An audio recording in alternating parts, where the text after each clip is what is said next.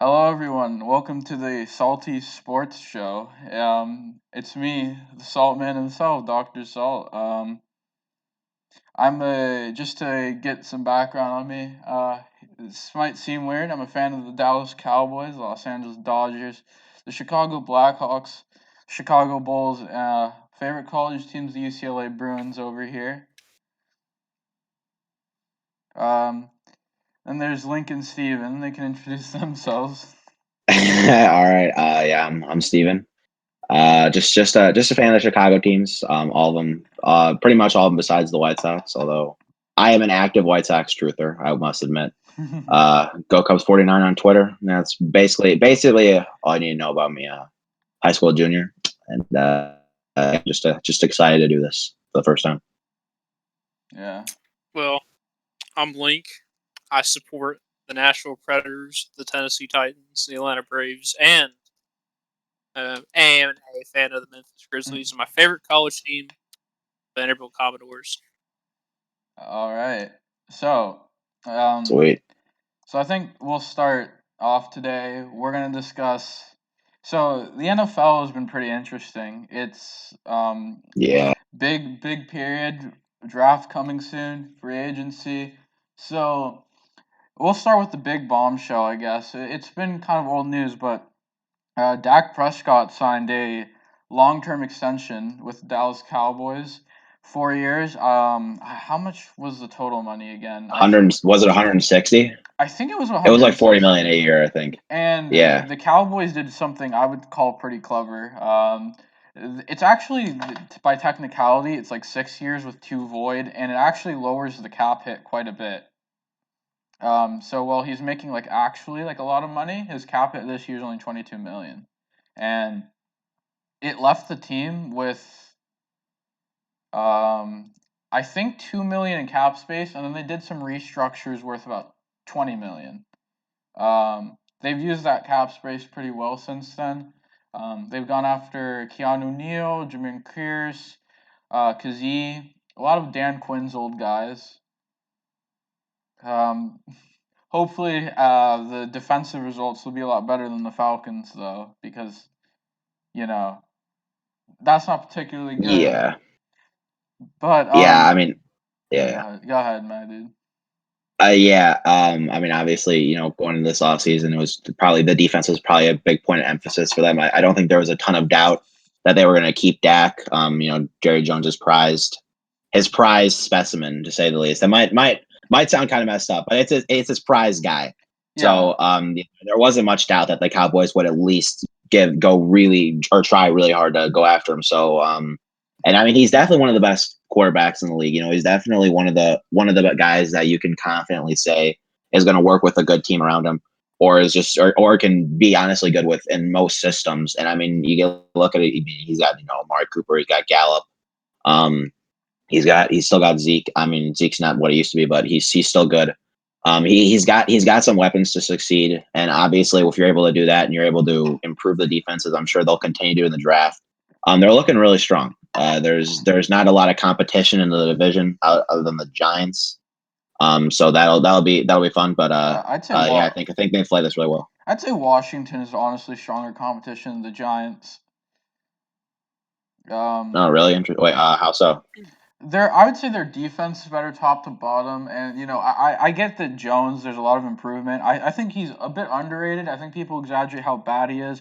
I also think that people are kind of like truthers, respect him more. I think they kind of overrate how good he is. I think he's kind of a mid quarterback. If you get what I'm saying.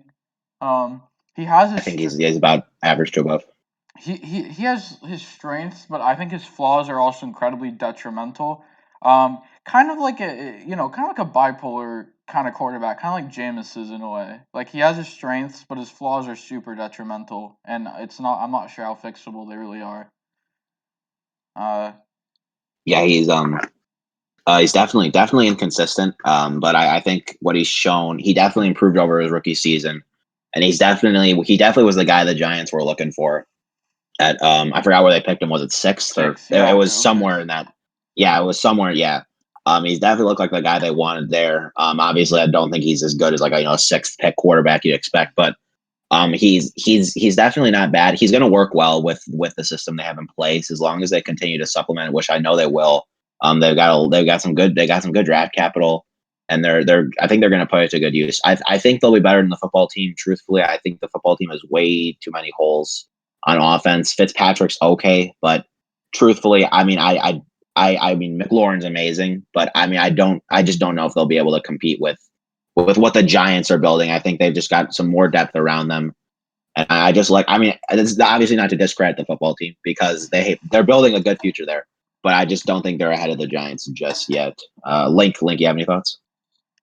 I do think the Giants, I honestly find them very equal. I mean, we've seen the Giants. There's the Daniel Jones thing.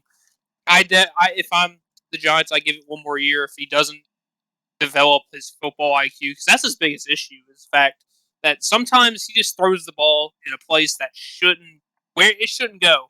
He just throws for a receiver who's in double coverage. But if he can fix that, you know what? He could be a pretty decent quarterback. Washington, I mean, they're going with Fitzpatrick, which is you know what? Kind of fits with, what's the word to say it?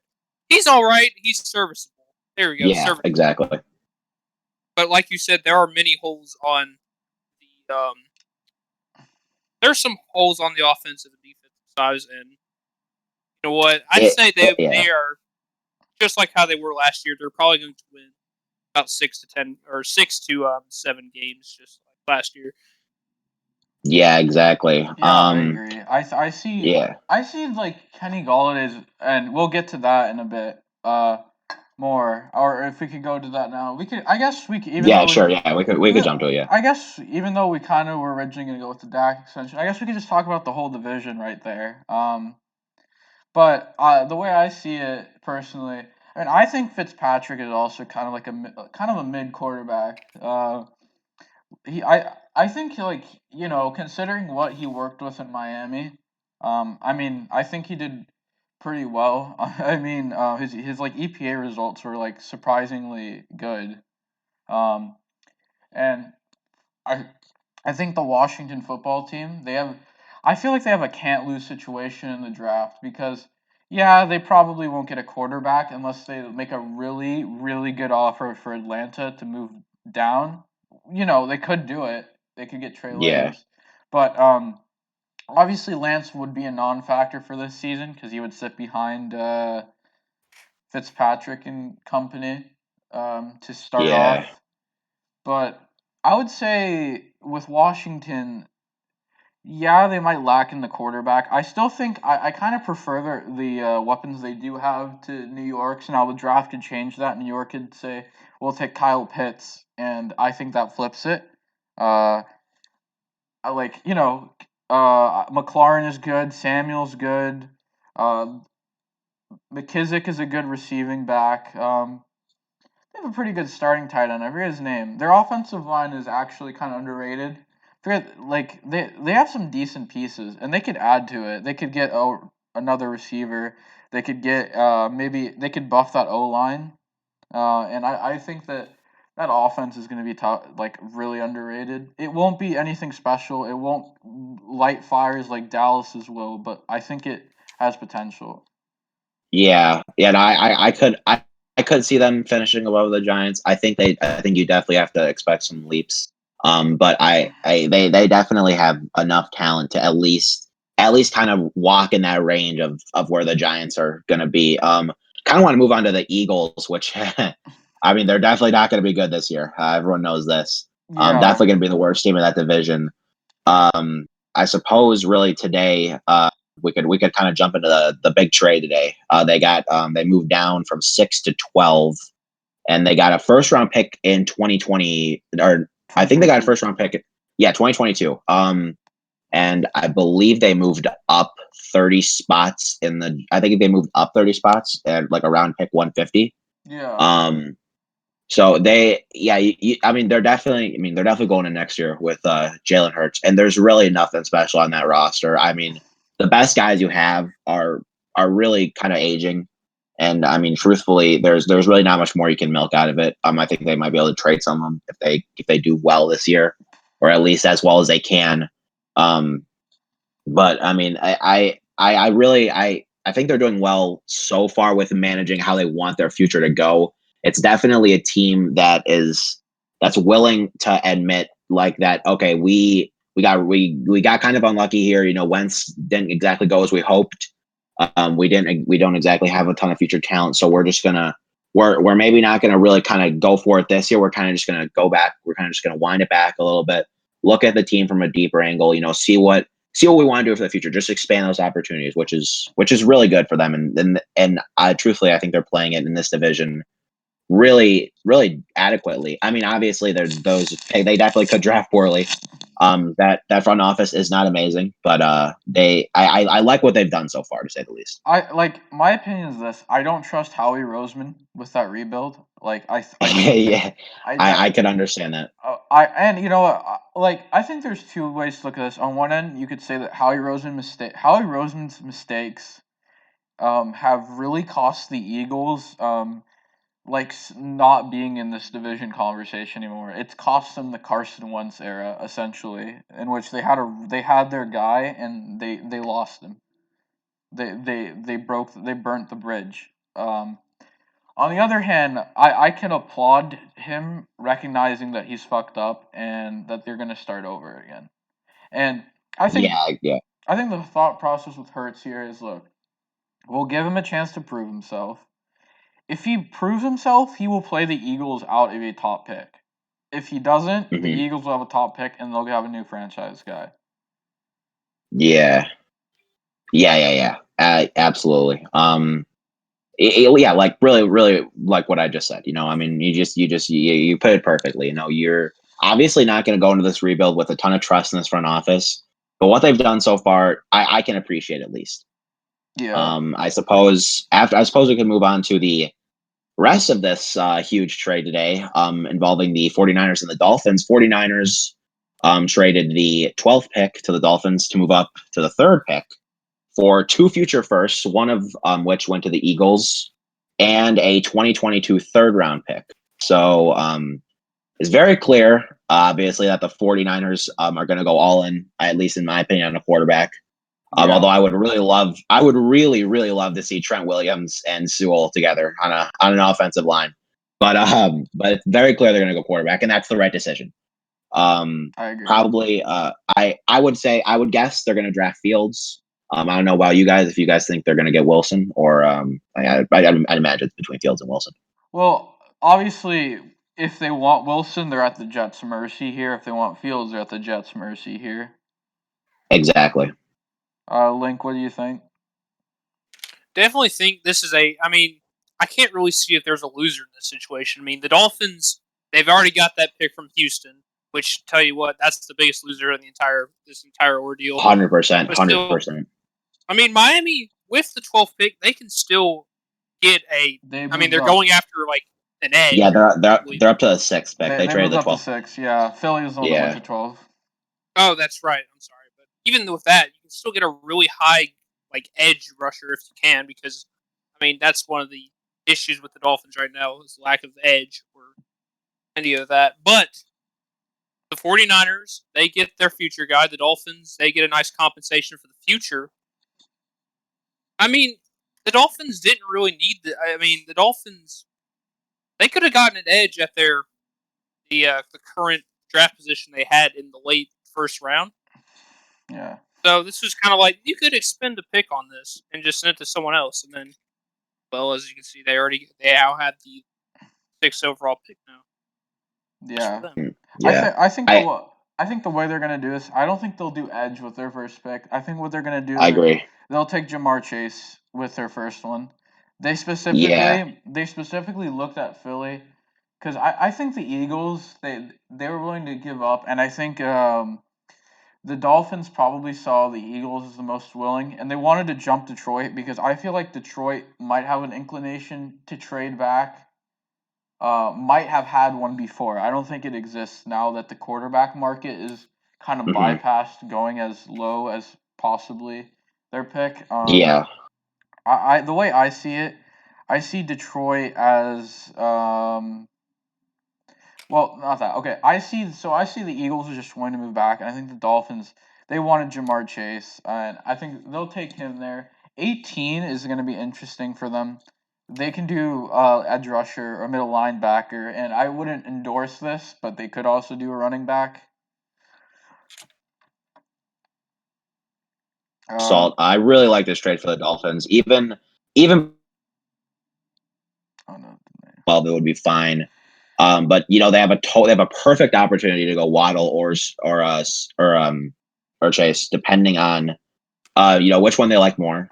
Yeah. Obviously, some people. I mean, obviously, it's been a little bit divisive, but they have such a great opportunity to supplement Tua here, and you really got to applaud what they've been doing. Even if Tua doesn't pan out too well, it's clear that the Dolphins really are. They do really care about him. It's not like it's not like kind of like just a traditional. They're going to play it safe and by the book here. You could tell like they really, really, really want to just build as the best future that they possibly can around this guy. Yeah, I agree. And if he dies, they die with him. So in that sense, I think if you're going to be able to get the guys you would have been able to get at 3 at 6, plus you're going to have a first round pick, I believe next season, plus you're going to have a third round pick 2 years from now from the Niners. I think you can't lose this deal. I really, really think you'd be hard pressed to lose it. And another team I feel might have actually lost this trade is the Carolina Panthers. And the reason why 100%, 100%. And the reason why I say this, and I think Denver actually wins if they can make a deal with Atlanta. So I was going to say this.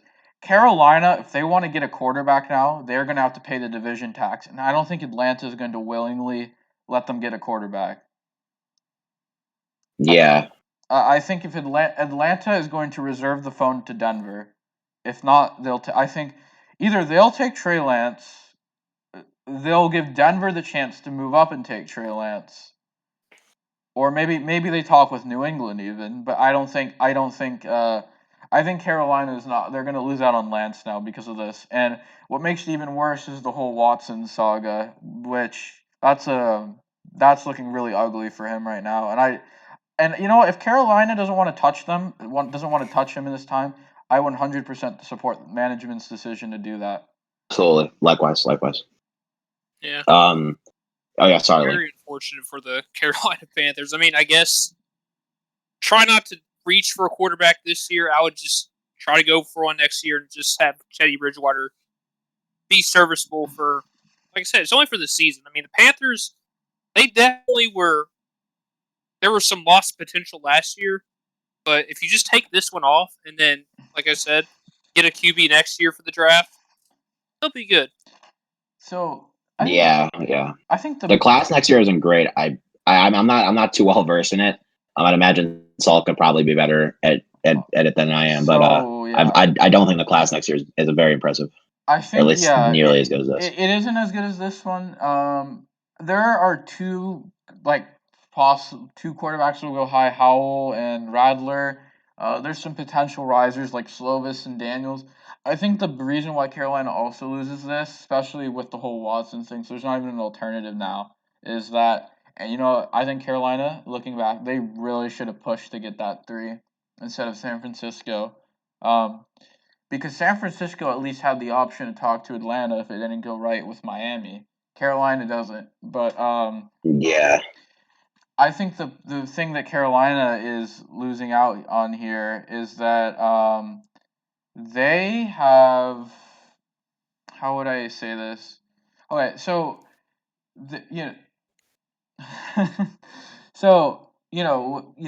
Carolina next year, I think that Matt Rule isn't going to want to tank again. I just don't think they'll be bad enough to get a franchise guy next year. This was the year to get one. Yeah, that's what I thought as well. I was questioning whether or not they'd even be able to go into that top 3 range or so. Yeah, definitely. So I think that's worrying for them. I think another big. I think there's to be determined in terms of who wins or loses this. I think depending on how Atlanta and Denver handle themselves in the draft, this can either really help or hurt Dallas, depending on what happens with the corners. This could, I think Carolina as well. Carolina might also try and take a corner. Micah Parsons, that might be an interesting landing spot. Kyle Pitts he's pretty much in the air where he will go. Um, I feel like this trade actually increases the uncertainty of the draft order. Yeah, it might make what happens at pick 3 more known, but picks 4 and beyond, way more of a crapshoot than it used to be, I'd say. I would say probably pick 7 and beyond. I think you can accurately project the top 6 pretty well. I'd imagine at least it's Lawrence and then some combination of Wilson and Fields, and then Lance, Sewell, and Waddle or Chase. I think you can project that quite confidently. But I do agree that this was the year for the Panthers, and I do agree that they definitely came out losers in this deal because I mean you look at this deal came together so well because every team had a huge need here, and the Panthers they just really weren't willing to bargain with it. And in a sense, you can really understand that because if you look where the 49ers are at, they still have a team that can contend. If they get a quarterback who's good, they can definitely still creep up into like those in the NFC contender range that they were at 2 years ago. Yeah. And that was obviously the confidence in doing this deal along with the Trent Williams extension. But yeah, the Panthers they just obviously weren't willing to part with 2 future firsts, and you have to. I do really understand that honestly because they're in a bit of a rock and they're stuck between a rock and a hard place here in the sense that when you trade 2 firsts, you have to be confident enough in your group to be like, okay, this is where we're at, and I think this will help take us over the next 2 years without supplementing it a lot. Yeah. And I truthfully don't think the Panthers are nearly close to that point as the Bears were in 2018 or as the Niners are now. And so if you're like that, you obviously have enough confidence to do that. So yeah, this definitely only sought to hurt them in almost every way. You know, I was I do Oh, my bad. oh sorry. Oh, No, you go. I was gonna bring up the Bears, and I think another Yes, big loss here. I think the Panthers, they need to find a long-term quarterback because if they don't, they can end up in the same spot the Bears are now. They can be drifting with a really good defense, Mhm. some better weapons than what the Bears have now. Yes, Allen Robinson, probably the most valuable weapon across the 2 teams, but then when you go top to bottom, DJ Moore, Robbie Anderson, Christian McCaffrey, that trumps what the Bears have in terms of Yeah. what weapons are out there. I think that if the Panthers don't find someone to look out for past Bridgewater, which is obviously which from the start was a temporary fix, they might drift in that same hell the Bears are in. Yeah, Link, you're a little bit closer to Carolina than both of us. Any thoughts? I mean, I've already kind of said what I do agree. The Teddy Bridgewater situation, that's the equivalent of putting a Band-Aid on a broken leg. Oh, I just totally. don't think it's not long term, but for the short term, it may work. But seriously, find a long term investment, or else you're going to be in big trouble. Yeah, I mean, truthfully, you could tell they were kind of building towards like this year in confidence as being okay. This is the year this is the year we're getting our guy, and then we're going to be good in a few years. And I mean, you could tell there's got to be a lot of disappointment there. Just overall, because I mean, really, are they going to be that bad or bad enough to really be able to take a franchise guy in a class that's like far less stacked? And as you said, Saul, that was perfectly put. That they're going to be drifting like the 2018 Bears. You know, they're going to be just a kind of like a mediocre team. I don't think they'll be necessarily as bad as the Bears, but they'll be they'll be really like in that mediocre range for a while until eventually everything just fizzles out and they'll just eventually start getting close to those like top 3 picks and everything. I guess we could transition to the Bears. I think we've probably said our piece here. Yeah. Bears this offseason. Salt and I are both Bears fans. Or no, Salt. I am a Bears fan. Yeah, Salt is a Cowboys fan. I like the Bears. I like the Bears, Salt, but like I'm not a Salt's fan. a Bears truther. He's a Bears I'm a truther. Bears truther. We'll call it. He's a Bears truther. So the Bears got Andy Dalton, franchise tagged Allen Robinson. So it's clear that next year they're gonna try to do the same thing they did this year, and Andy Dalton's gonna be their guy. What do we think? What do you guys think? What do you guys think of that plan going into this year? How do you think it's gonna end up? 7-9 probably. Hey, I would probably say close to that as well. Well, I think they could be close to that. 9. Yeah, their schedule is really tough. Like last year with this group, I think they probably could have been slightly better. But yeah, they're facing a very tough schedule and a team that's talent levels really honestly pretty close to like 9-7 or 8-8. This was so obvious after that signing that this was not the Bears' first idea, and just everything fell through because I know they were trying to go after Deshaun Watson, and that Yeah. just didn't work. So, you know what? Andy Dalton, he's serviceable. He's completely all right, but with y'all said, with a team that has people on there that really can make this team that can make this team special. This is not the guy you want to have controlling the entire offense. Yeah, for sure. Yeah, I totally agree. And you hit the nail on the head for sure. They definitely, you could tell that like their goal this offseason was like, we got to go all in, and we're gonna do that with first it was Deshaun Watson, and then they really wanted Russell Wilson. And I maintain that Seattle should have done that Russell Wilson trade, but I think that might be slightly irrelevant in this case. I believe they were It's offering Hicks, right? As part of Yes, they offered. I believe it was Hicks. Might have been Fuller as well. And it was like 2 or 3 first-round picks and a third-round pick. It was something along those lines. Oh, I definitely. And Oh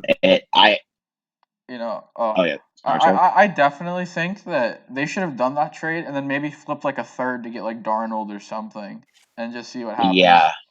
Yeah, that would have been decent. And like you could like the option to rebuild was always kind of on the table for them. I feel like over the last few years, but you could tell Ryan Pace, he does like this group. And honestly, as much as easy as it is to criticize Ryan Pace, you do kind of have to understand the situation he's in here, at least from what he's trying to do.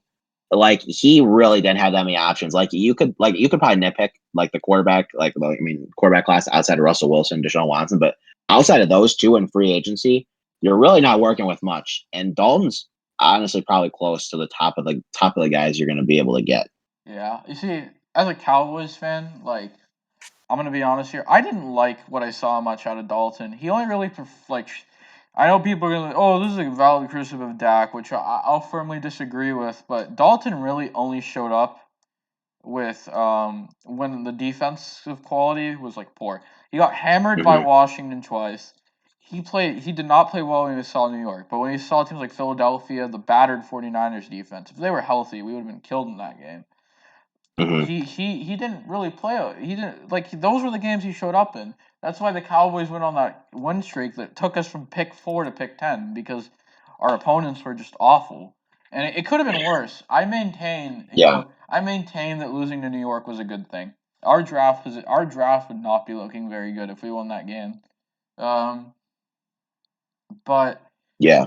I feel like when I see Kendall Fuller being cut for cap relief, I see the Dalton price tag, I see what Trubisky signed with for in Buffalo. They should have just kept him, to be honest. They should have re-signed him for another year. Yeah, no, Fuller. I was a bit surprised they weren't able to find a trade partner for Fuller, but he was probably the obvious guy. You cut him, you're relieving like $10 million of salary. And the Bears, they did use like $15 million on Ifedy, and Dalton so far. It doesn't look like they're going to be. It looks like the draft is probably going to be their active place of business. I don't think they're going to be doing much, but they're definitely going to supplement the O line. Definitely going to get another weapon. They're definitely going to get some more offensive weapons for Dalton. And they're probably going to just like kind of stack up the defense here and there a little bit.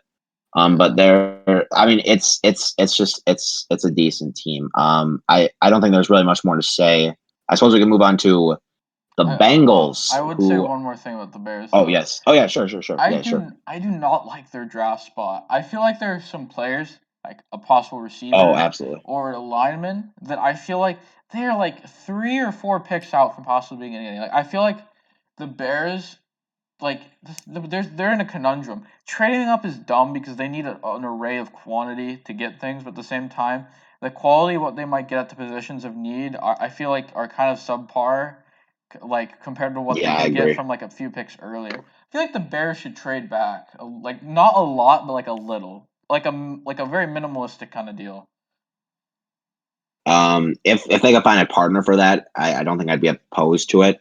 But I mean, really, the hypotheticals are only as good as what the other teams want. I don't think many teams are going to be clamoring to trade assets to trade up like 1 or 2 picks at pick 20. Oh yeah, but So I don't think, yeah. But what few assets you can get, I feel like it works. It works.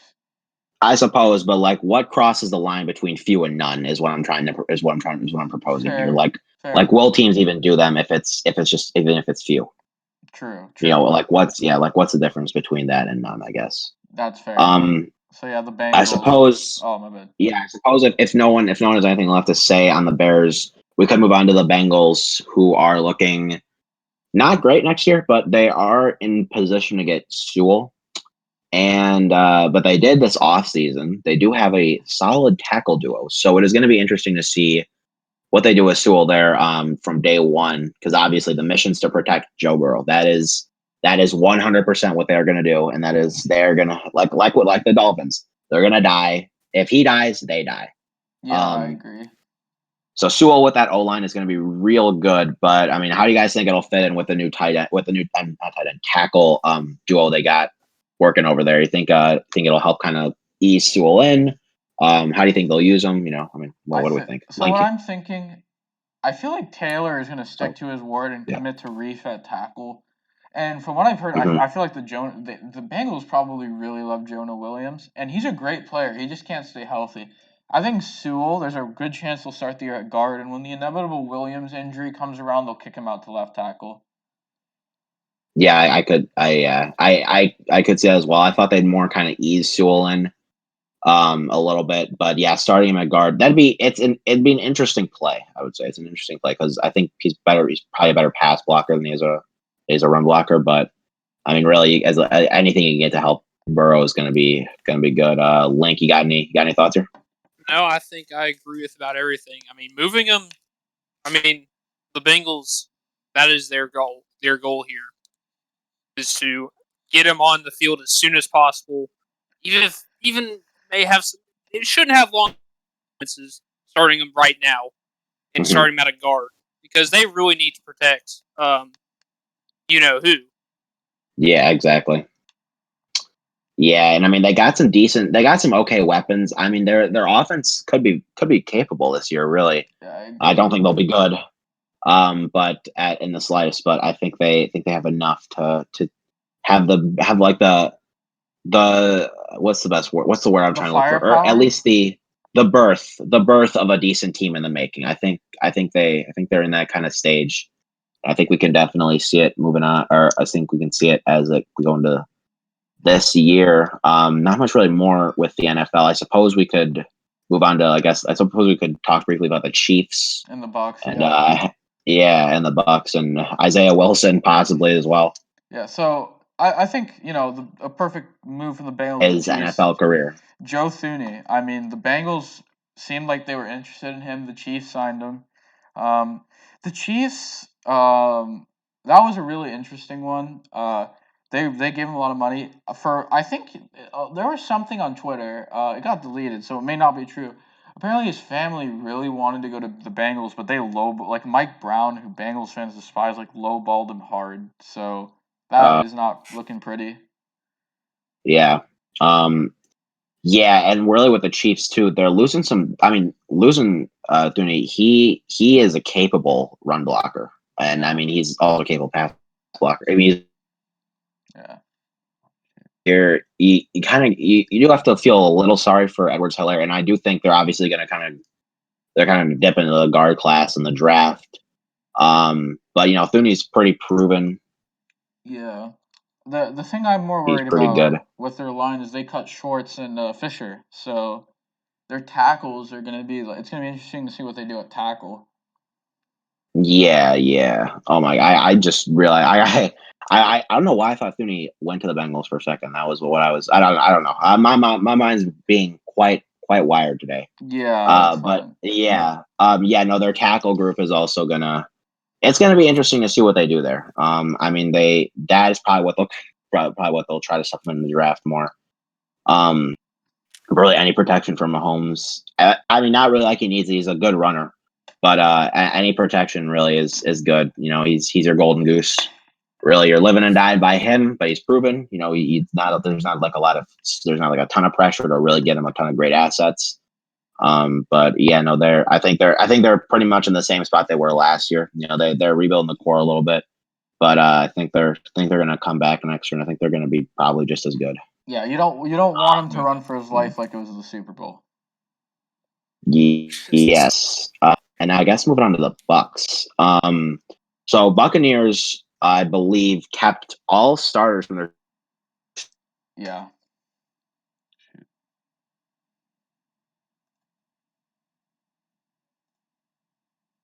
Oh no.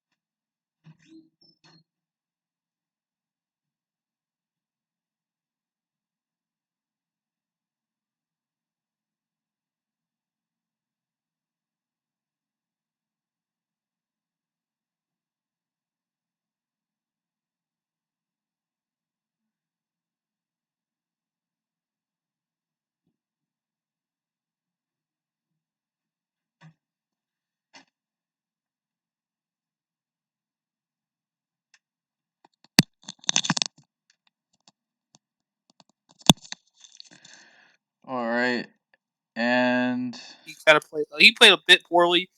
yeah, Mostly won that game off the choking of the Packers. But I do think they'll be a very good team next year.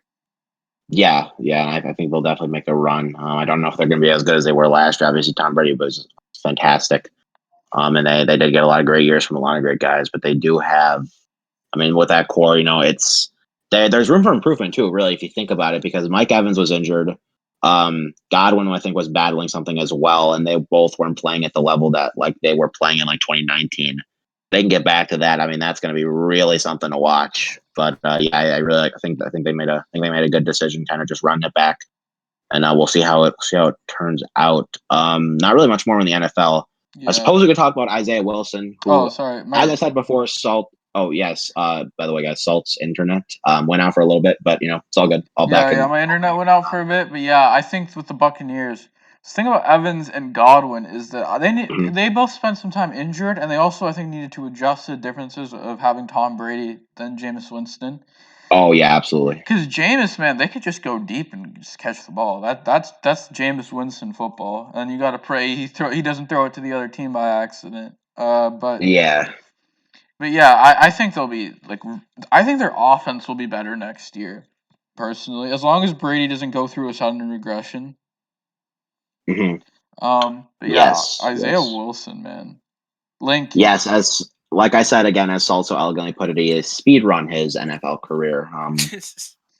Yes. So yeah, Link, you're a big Titans fan, so I'd kind of want to hear what you got to say about this. Absolutely. Yeah. This may be one of the biggest tight history. Good lord. I mean, yeah, this is not good. This I can't be laughing because there seriously is an issue here. It's definitely a serious situation. It is a very serious situation, and I'm not laughing at the guy, but I'm just kind of like, man, he didn't play a single snap for us his entire career, and then as a high draft pick, I think I don't exactly remember where we drafted him on the overall ranking, but I know it was somewhat high. I think it was 29th. 20, yeah, something like that. So first round pick. You expect him, man, he's going to have a somewhat long tenure of Tennessee. Then he got traded to Miami for basically nothing, and then he gets traded or he gets cut from Miami because of a very serious issue. Very unfortunate. Yeah, absolutely. I mean, yeah, there's really not much more to say on it, I guess. I'm not too familiar with the situation. I briefly read about it. But definitely hoping for the best for the guy. I mean, that's really all you Yeah, can I do. really hope that like if he does something, has something mentally, that he sorts it out. He played like a very bruising style play in like in at Georgia, so I really hope, and this is a stretch, but like I really hope it's not like CT or anything. Yeah, likewise. That'd just be devastating to see that just for a first round pick, especially in his first season too. I mean, it's a killer. Yeah. Yeah, I mean, if anyone has anything else in the situation, we can. Just hoping for the best for the guy. Really, mostly all you can do. Yeah, just hope for the best for everyone involved in it. Yeah, I hate to transition so abruptly because this is obviously a serious situation, but the NBA trade deadline also happened this week. It was very interesting to watch. Very fruitful for Salt and I. Yeah. Um, as I'm sure he's excited for. But there's a lot of moves went down. I suppose first, let's just go for the Bulls. The Bulls, in my opinion, were the clear winners of this deadline. They were probably the most active team, and they're probably most active in supplementing, maybe second to the Heat.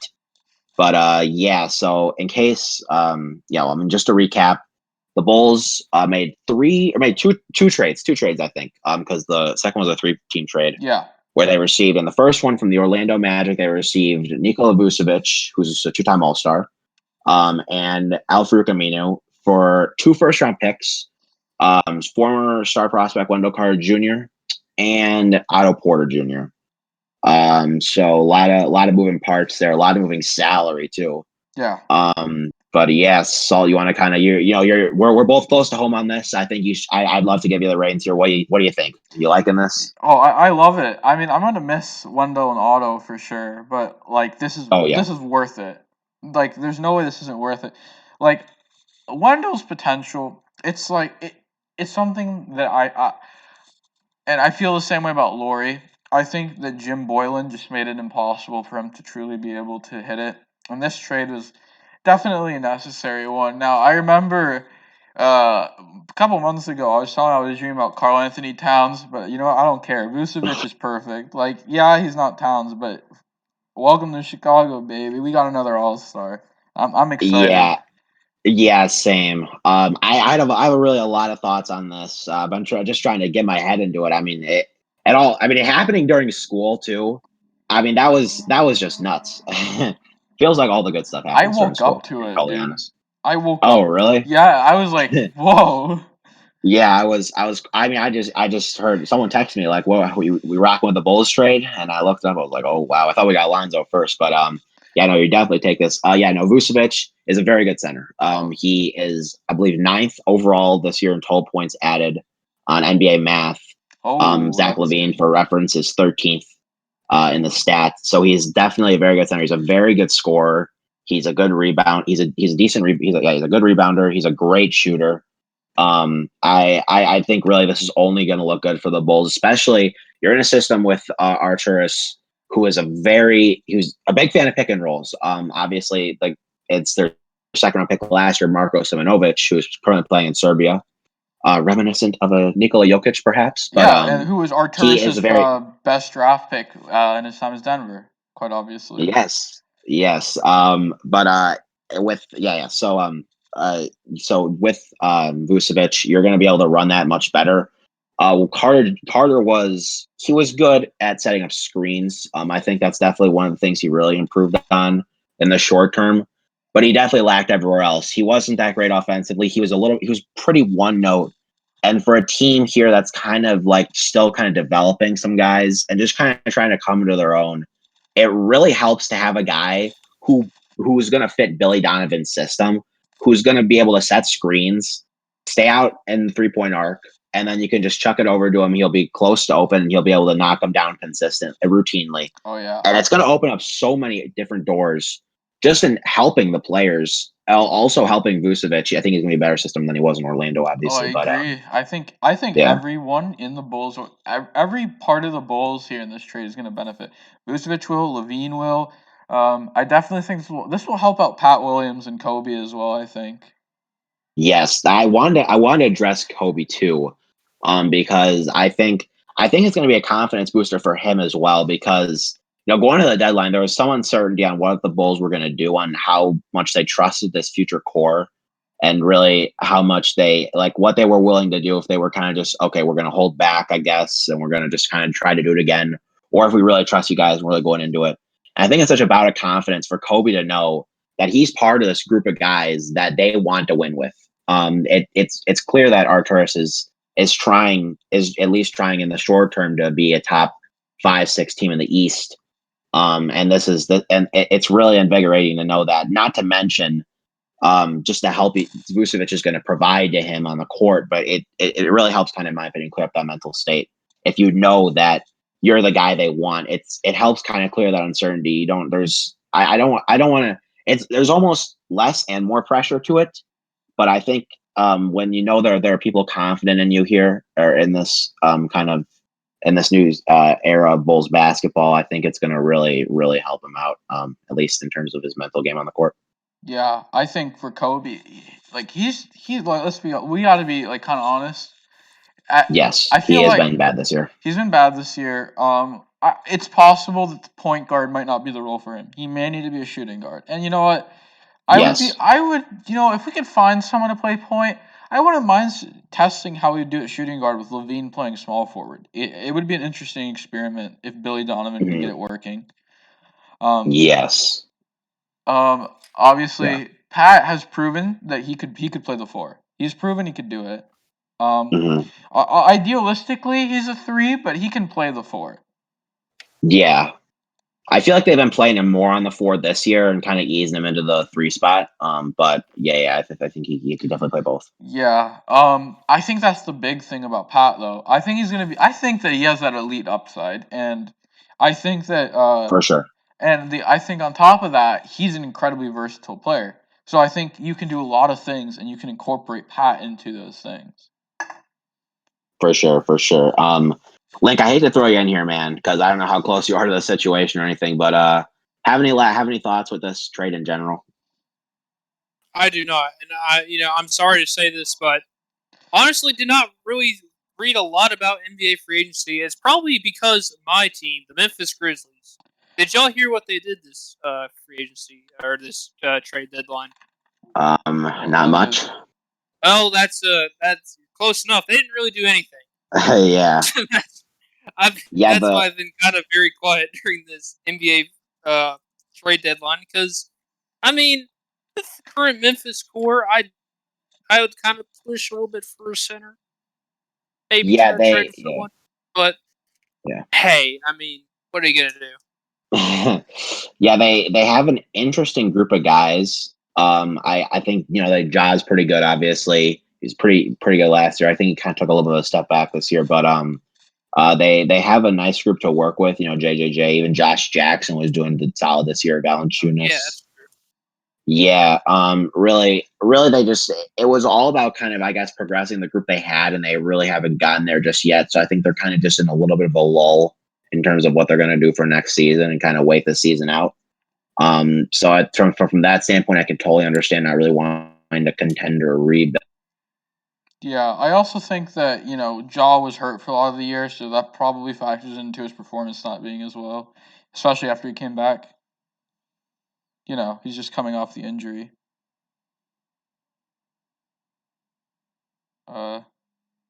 Shit.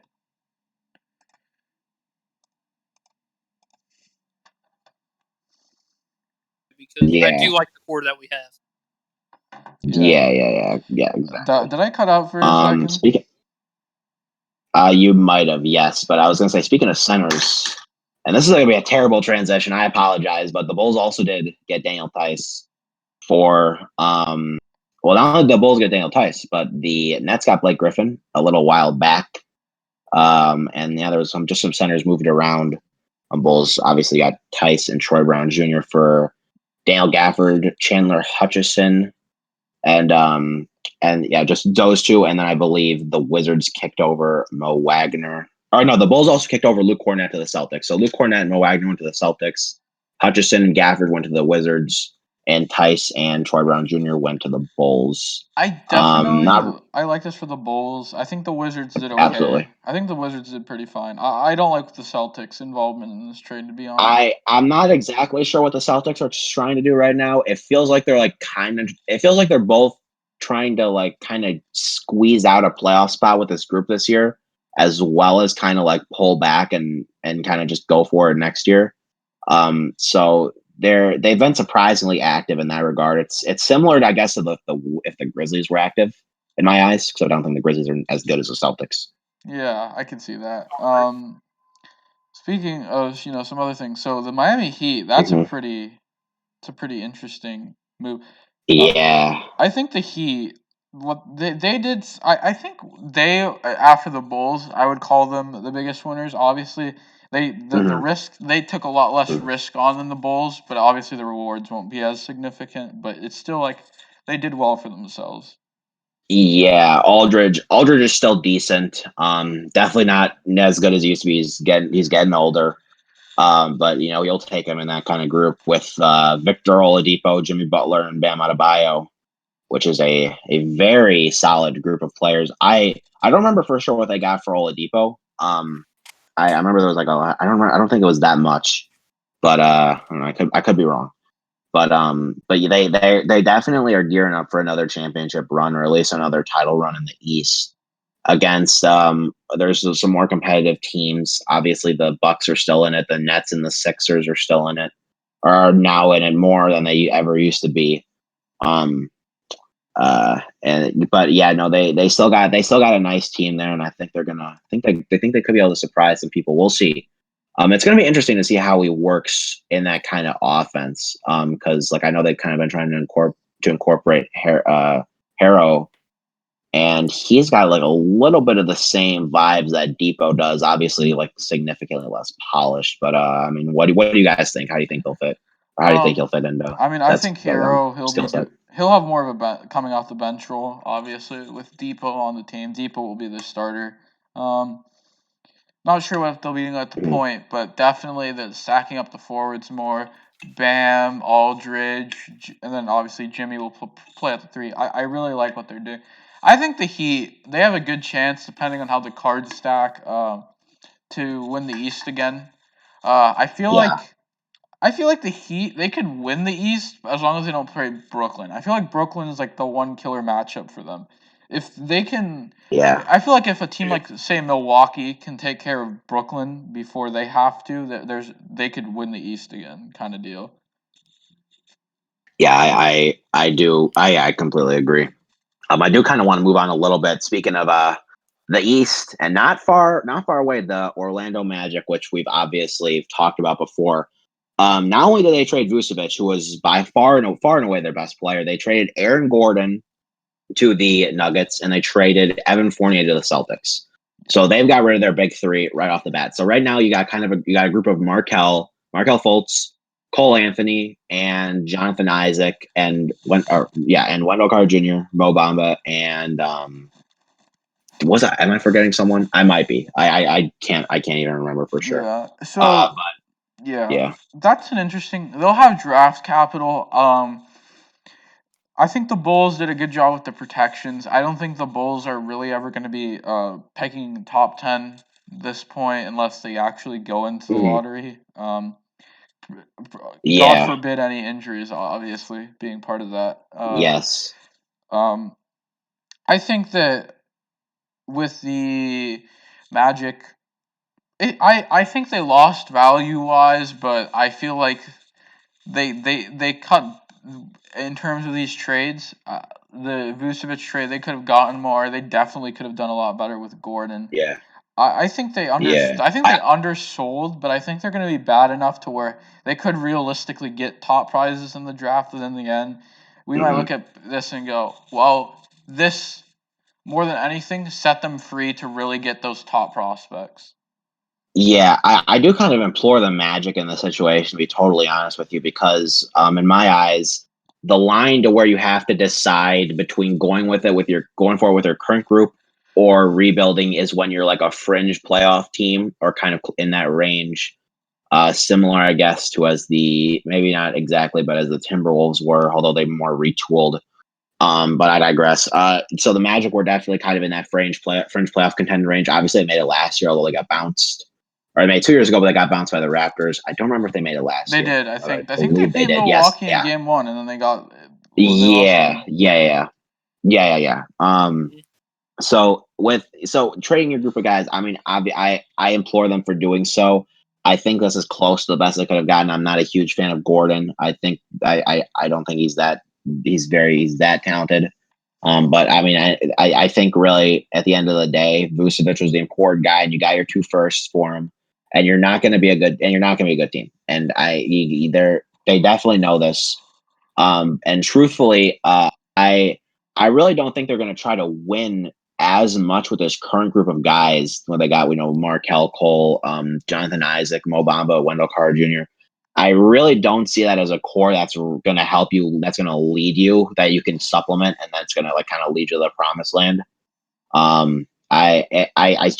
see far more of just them kind of waiting it out and seeing how they do, and then kind of going from there. If any of them progress, keeping them. If any of them decline, kind of you see what you can do with them. But they're in a really good spot. I think that they are definitely in a better spot than they were at the beginning of the season. And like you said, Salt, the Bulls picks, you weren't gonna be able to supplement the depth, at least kind of in that sort of still rebuilding stance. With those 2 picks, they were already going to be closer to the top 10 to 15 range, and that's not really that's kind of where you want to be as you're exiting your rebuild or kind of making a big deal for it. And with Vucevic, that's kind of what they wanted, and I really just implore that. I don't think there's much more to say. If anyone has any other comments, agree, disagree. I don't have much. Yeah. I suppose with that, we could talk about for a little bit. Lowry and Lonzo staying put. So More so, not really, and more so, I feel like what it means for their free agency this offseason rather than what it meant at the trade deadline. yeah, so I think with Lowry, I think he's staying in Toronto personally. He seems like he's willing to stay there. I think the Raptors were just willing to talk and see if they can get proper value. Masai Ujiri is he's one of the brightest minds in the league. Absolutely. I don't think he was going to decline. I don't think he went into this trade deadline with Lowry thinking I'm for sure getting rid of him. Because if he did, he knew that Lowry had the intentions to go. I think Lowry is very open to an extension, and that is why the Raptors refused to take any of these underselling offers that they were given. Yeah, for sure. And even if he leaves, he's gonna be a hot price in free agency for sure. He's still good. Not as good as he once was. Obviously, you can say that about most guys, but he's still playing at that quality level. He's definitely going to attract the attention. But the Raptors, he's definitely got an attraction to the Raptors. He's definitely got to play. They've got to play as close to his heart.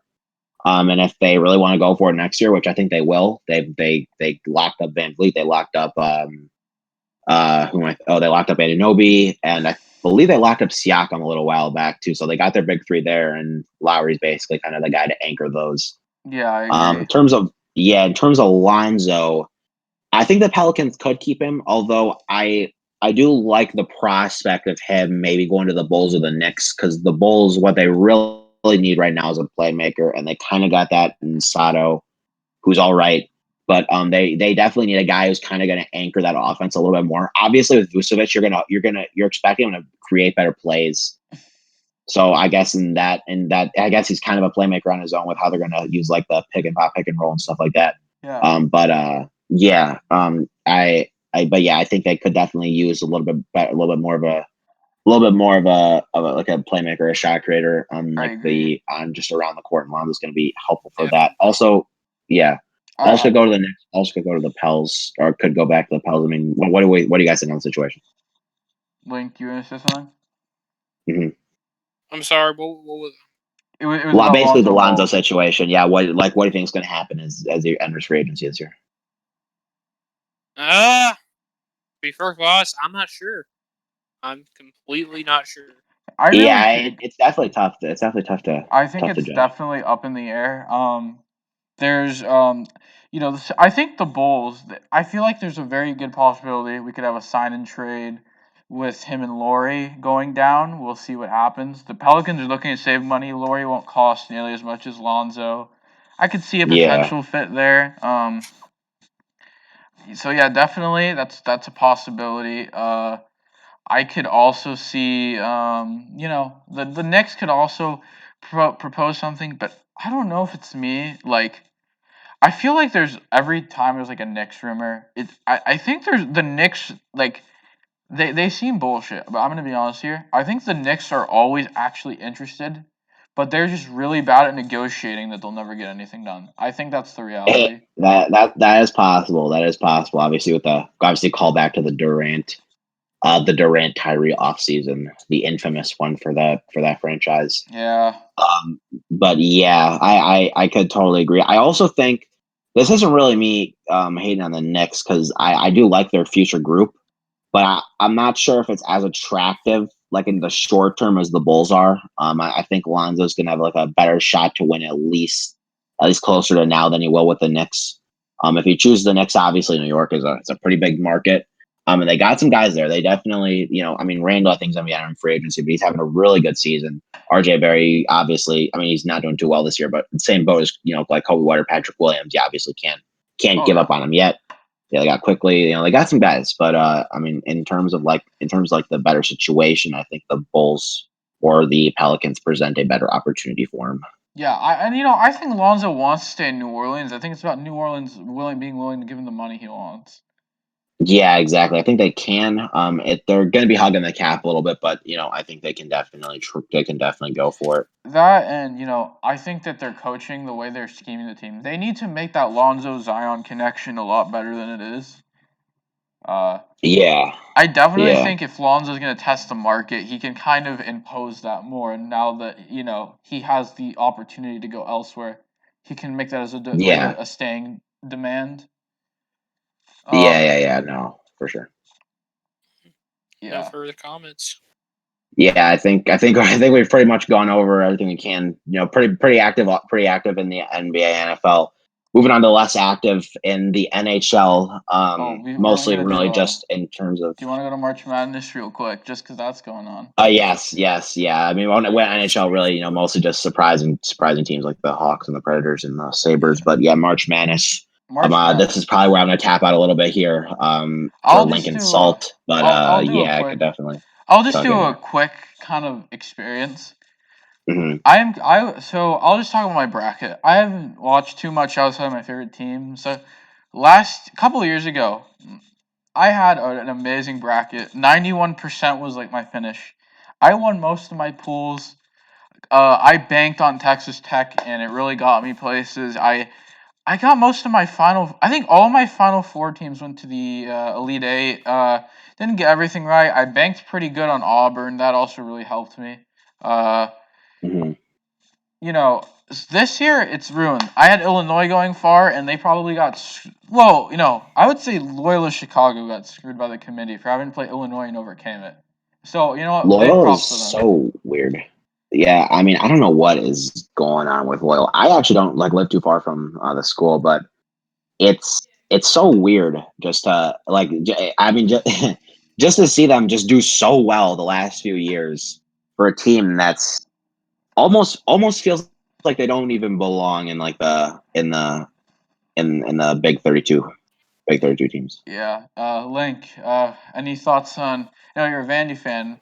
How are you feeling about Oregon State taking out Tennessee as dominant as they did? Link. Oh shit! Is it internet? I almost wanted to say, yeah, I think I might be having connection issues. I almost wanted to say, I think he might just be just waiting for like a big sigh and be like, well, it hasn't been doing too well. But Yeah, we'll see. We'll see if Link gets back on. I guess for now, I didn't do a bracket. I must were you admit. having issues, Link? Yeah. Okay. All right, yeah, Link. Now I'm here. I did hear your question about the current March Madness situation for me. Yeah. I'm just gonna say this right now. Only okay. So in my bracket, I had I had Ohio State get in. So there's your first big wrong about that, because boy did they lay an egg against Oral Roberts. Yeah. Very disappointing. Yes. A lot of the thing about Ohio State was, I mean, a lot of dumb fouls, and you shouldn't take fouls against an Oral Roberts school who was at the time top 5 in free throw percentage. Not very good to do that. And then not only does Oral Roberts, they are currently in the Sweet 16. That's Cinderella of this entire tournament. That and Oregon State, I will say, Oregon State surprised me. I did dog on them a little bit because they were kind of mediocre going into the Pac-12 tournament. They snuck their way in and got that automatic bid, got the 12 seed, and faced Tennessee school that, you know what, had potential to go to the Sweet 16. But then again, they just dominated Tennessee, and they dominated Oklahoma. You must which was have very loved that. surprising. You must have loved that first game. Being a Vanderbilt I fan did. and all. Yeah. As a Vanderbilt fan, I did enjoy that game. Then again, I don't really have time to talk about. I don't have room to talk about the Vanderbilt Commodores this year. Yeah. Yeah. I mean, anyone else has any comments? I know. It's been pretty hectic. Well, I'll just say this. A lot of upsets. Taking some time to pray that UCLA will pull one on Alabama. If we can do that, man, I'll believe. I'll believe in this team if we beat Alabama, because I think Alabama can win the whole thing. If we can beat them though, like, please, I'd appreciate that. Yeah, no, that'd definitely be impressive. So going to hockey, I guess. So there's not much. Sorry to interrupt you, Salt. By the way, there's not really much. Mostly with with teams. I guess we can kind of. So I don't know if you're going to start with the Blackhawks. Yeah, we can start with the we'll start with the Blackhawks. Yeah. So this season I have not had as much time to watch around the league as I would like to. So I've been likewise. So I have just really been focusing on the Blackhawks. Now the Blackhawks are kind of coming off a rough stretch. I think they were a large part due to our schedule. We had basically 6 consecutive games against Tampa and Florida, maybe 8, and it was a really rough stretch. We really folded badly in a game against Tampa Bay. We got swept by them and Florida, and then we swept Florida. And so now we've kind of won 2 games in a row. Hopefully, we're gonna get back on our footing. Kane has been looking really well this season. DeBrincat's been doing well. Lankinen, all the rookies are showing up. And that's the great part. And I can appreciate that. At the trade deadline, I think we should stand pat as a team. We committed to a rebuild. I think it would be really stupid to buy right now. Kirby Doc is coming back soon, which that's great. He's going to be big for a playoff push because we don't know what's going to happen with Taze. If he has to out the season for his health, God bless him. He deserves to take as much time as he needs. Absolutely. All I want is for Taze to be perfectly healthy. That's all that matters to me. And for Doc, he'll be back soon, and this can be his time to prove that I think this is it. If he doesn't, fine, because it would be ahead of his timeline, and the playoffs are a really optimistic outlook to him. But he could prove this season in the small time he'll play. He's already ready to be that number 1 center on the team. And I'm excited to see that. Yeah. Yeah. Like you said, it's nice. It's nice to see Bowman's visions kind of progressing like he's wanted to. Obviously, with a lot of we know the Blackhawks have had some talented offensive guys like that. That's been no surprise. Kubalik, Kane, Taves, Doc, DeBrincat. I mean, all those guys are. Yeah, DeBrincat's really shining through this year. All those guys are decent, but it really just never came together. And Now we now got you're some seeing a rookies. lot of it. Now you're seeing a lot of it's kind of built, and a lot of it's kind of building. And the defense is coming up. Mitchell's getting more time this year. Boquist is getting more time this year, and just the goaltending too. The goaltending, which has always been a little bit of a concern for the Hawks, less so last year. Crawford had a Yeah, very very I good mean, I'd season. say Crawford's always been good. The concern's been his health more than his play. Yeah. Yeah. Yes, yeah, for sure. But having Lankin in there, who's going to be there for the long term. They got Subban as well, who's also doing adequate. I mean, they just having that 1-2 punch is really gonna help elevate defensive mistakes, because these guys are rookies. They've got guys like Keith to lead them, and Dahan. But they're rookies. They're going to make mistakes. They're going to have maybe possibly bad seasons. I know Boquist definitely has some room for improvement. Yeah, definitely. And I used to get yeah, so mad at Boquister. He's improved though. He's improved. He's improved. yes. But just like having that safety net of those two goalies, is really it's just really gonna help your confidence, even if Especially you don't with win. Like you Lankin. said, this isn't a high stakes season. This isn't playoff up or bust or anything. This is okay. We have the core is starting to shine through. This is similar to, I would say, the 2017 Bears. Okay, we got the guys that we want are kind of shining through a little bit, and so we're confident that this group of people can win if we supplement them with the right pieces, and that's where they're at right now. And I think it's a great spot to be at for them, at least. And they're like the 16th best team in the league, I think, right now. They have a winning record. I just like where they're at. Suppose we can move on to the Predators on a little bit of Speaking of which, a more somber note. Sorry about that, Link. Honey. because our next two games will be against the Predators. The Predators are Yes, not that far behind us in the standings. So before we'll they let are. Link go off on them, I'll just say this: these next two games will be incredibly big for both of our seasons. Mhm. If it splits, Chicago will most likely be still in control of the spot after the split. If Nashville sweeps, they'll still be behind Chicago, but by a small margin, and Columbus will be in prime position to jump us. I think if Chicago sweeps, Nashville will be in a pretty bad spot in terms of catching Chicago, and Columbus will still be behind us. Just depends by how much. So, Yeah. Link, what are your thoughts on kind of like the Predators this year? I'm really, I will say this as a division rival. I can't say I'm necessarily happy that y'all are looking like, hey, that little dark age, last 2-3 seasons, it's over. You're finally getting you're getting some nice youth in there, starting to make yourselves look like a hockey team once again. The Nashville Predators are the opposite. Unfortunately, our main issue comes down to one man. One guy who's he doesn't even take the ice. He instead writes the game plans. John Hines. This isn't. I don't get it. I've never got this signing, and I don't know who it benefits, because it benefits no one. We are currently at a rough situation where we have one of the worst power plays in the league. We have one of the worst penalty kills in the league. It's dreadful to watch.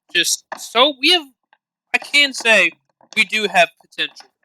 This has nothing to do with, the coach is only as good as the players will given.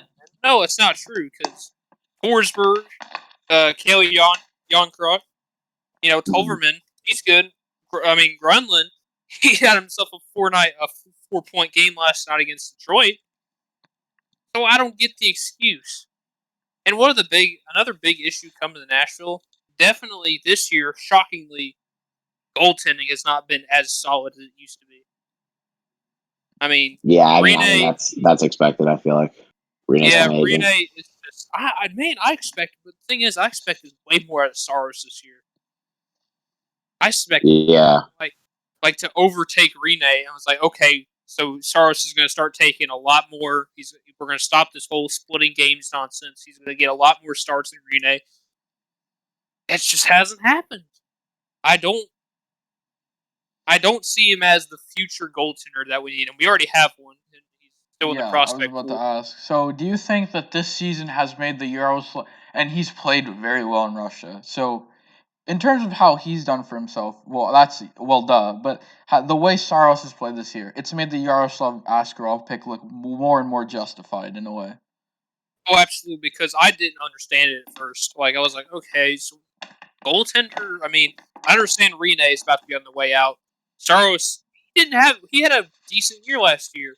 I can't say good. I can't say that it's like world earth shattering, but it was decent enough, and I think that we were going to go with him for the future. And then the season happened, and then I kind of okay, I revisited the pick from this last year's draft, and you were like, okay, this makes a lot more sense. Yeah, But definitely. I just don't think it was good. I don't think they predicted this. Mm-hmm. Yeah, I for don't think sure. this was like the big okay, we're gonna take him because we know that Saros is gonna suck this year. Oh yeah. I hate it, man. It's just that weird stretch, and the fact that we're still in the playoff hunt is honestly kind of concerning to me because I don't think this team's going to be even near the playoffs. And if we are going to be in the playoffs, it's probably going to be at that, the last team in or something. But, I hear, well, we had experience like this before with 2017. We were the last team in. I know y'all don't want to talk about it, so I'm going to quickly glance over it. Made the Stanley Cup Finals and almost won. Yeah. They lost to Pittsburgh. Yeah. But Mm-hmm. that was with the team that I kind of believed had a really good potential to do it because we had not only did we have Forsberg, we had James Neal, we had Mike Fisher, we had Prime Pecorine, definitely one of his better seasons. Prime Subban. Mm-hmm. Well, end of his prime Prime season. Prime Subban, which was really nice to have. Yosi was a very he was a big factor in that run. I'd honestly I say mean that was a team that was a core I kind of believed that okay, just because we're a late seed. Because I believe that year we were also having a somewhat of an injury bug. Yeah, I But mean, that was I 2017. I I don't would say exactly this remember. about that defensive core. Yosi isn't as good as he is now there, but that is also, Ellis is still as good as he is now. You still have Subban around his peak, and you have Matthias Ekholm at his best too, and that's as a unit like better, even if Yosi isn't the player he is now. That is true. But like I said, man, that was Yeah. with the core I kind of believed because the Central that year was pretty tough. Like 2017, It pretty was, tough, yeah. pretty tough conference if I look back now. Now we are in the same spot where it's a really tough division. With Tampa, with the whole realignment, having Tampa and Florida, y'all, and a couple other Carolina, teams. Carolina, yes. Columbus. I mean, I don't believe the same thing's going to happen. Yeah. Yeah. I Yeah, definitely. I Oh, go agree. ahead. No, so you go. Yeah. Okay, so I definitely think that Nashville they might be staring at a rebuild, but they also have too much money to really stare at a rebuild. Um, Yeah. I definitely think with the Askarov pick, goalies are incredibly voodoo in hockey, and I think the thing about goalies is that a good goalie is not consistent greatness is not a thing with goaltending. I think it's more about looking for a goalie that can be more often very good than bad. But I think there is that very rare Vasilevsky type that has just always that can be consistently year in and year out pretty good, and I think that's what they're thinking Askarov. He will be that rare Vasilevsky type that will be consistent. There will be that one rare, consistent year to year, really good goalie. Like even Hellebuck, who is amazing. He definitely the year before he went on to produce one of the best goaltending seasons of the past 20 years. Possible, you know, um, before he went on to produce that, he was coming off a pretty meh year that left a lot to be desired. And I think what they see in Askarov is not like Hellebuck in that regard, but Vasilevsky, a guy that can year in year out be quality. I agree, and I hope he gets here soon because I mean, if not, man, these next few years because this is Pekarine's last year on contract, which I'm kind of questioning if we're going to resign him or not. But I think we are because considering the fact that during this past trade period, We didn't put him on. We did put him on a protected side of the trade. Like we didn't even protect Forsberg, which surprised me because he's our top scorer. But we did protect Rene. So I guess the intention is to sign him again for probably another 1 year, even though it's not in our best interest. But I'm not sure. We'll have to Yeah, see. we'll I, see. I do hate to interject a little bit here, guys. If anyone has anything left to say, but I do kind of want to move on to baseball a little bit. I think we're running a little bit long on time. Oh yeah. And I think there's a lot more to cover about baseball with the season about to start. Obviously the 28th, the first, I believe, is opening day. Just a Yeah. few days away. Next Thursday. So about 6 days, gonna be really exciting. Salt is obviously very pumped for this year, as he should be. He has got a very good team. I have got a decent team. Link, I don't know if you are follow the MLB as much or Oh yeah. He's a. Do you know what I am? I am. There may not be a baseball team in my home state, but do you want? I am a Braves fan, and I am very excited about this year. yes. So Link, so all of them, you guys have better reasons to be excited than I do. But yeah. So I guess if we have to jump into it, are there any? I think the divisions are kind of a little bit more set in stone. I think the ones that are kind of a little bit more up for grabs are probably the AL Central now that Eloy's injured. For the rest for plausibly the grand majority of the season. The NL Central, and I believe possibly the NL East. And I think those are like the big ones. Yeah, and I If I'm think not there's mistaken. also I think the Western AL West as divisions are well like could be, the yeah. I think the Western divisions have like the Dodgers and Astros should be like favorites, but but don't count out San Diego or Oakland kind of deal. Yeah, for sure, for sure. Yeah, San Diego's building a really nice team there.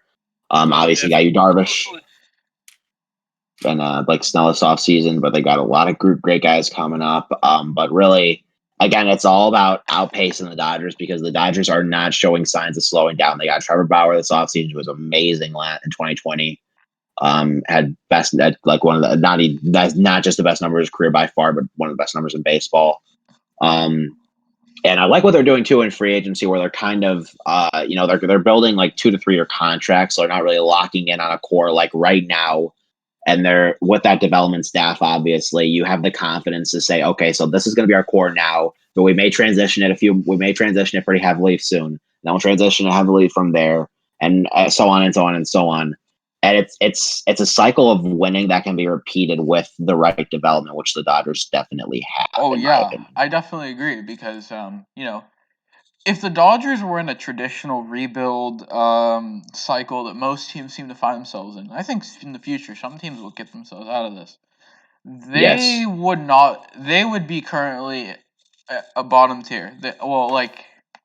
Because those mid 2010s teams, like that is their hitting core is entirely different than what's currently there. But because they were able to develop those prospects from guys that weren't even taken with premium picks, your Corey Seagers, your Cody Bellingers, uh, Mhm.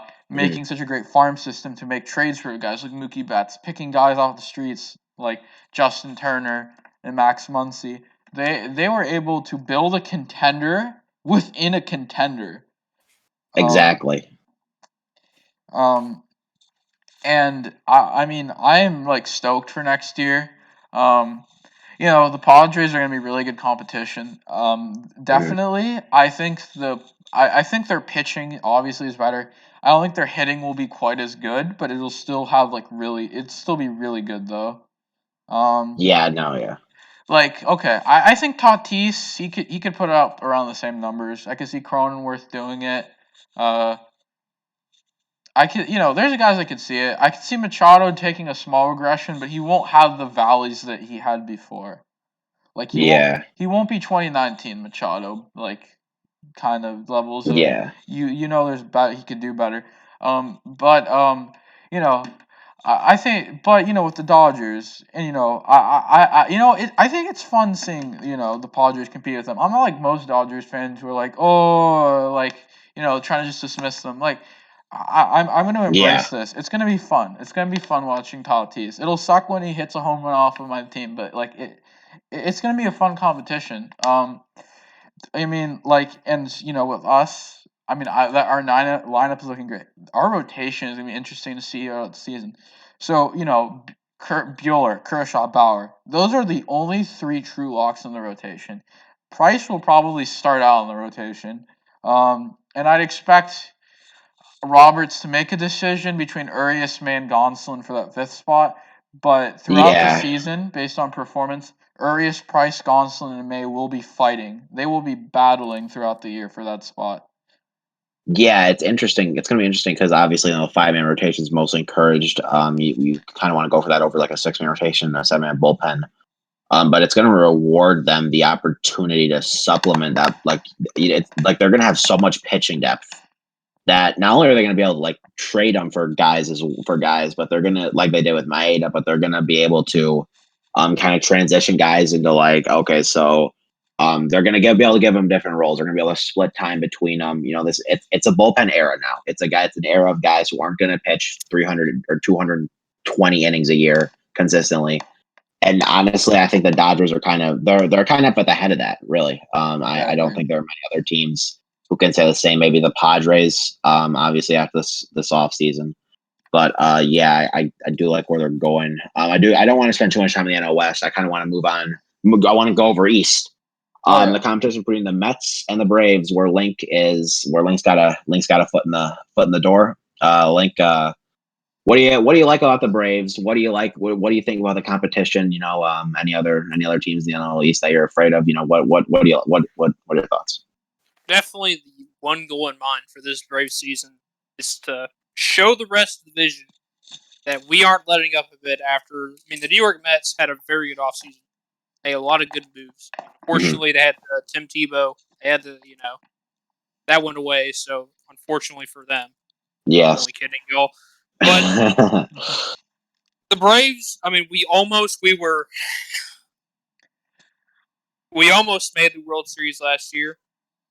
But I don't think that our confidence is going to get hit as much after that unfortunate NLCS series.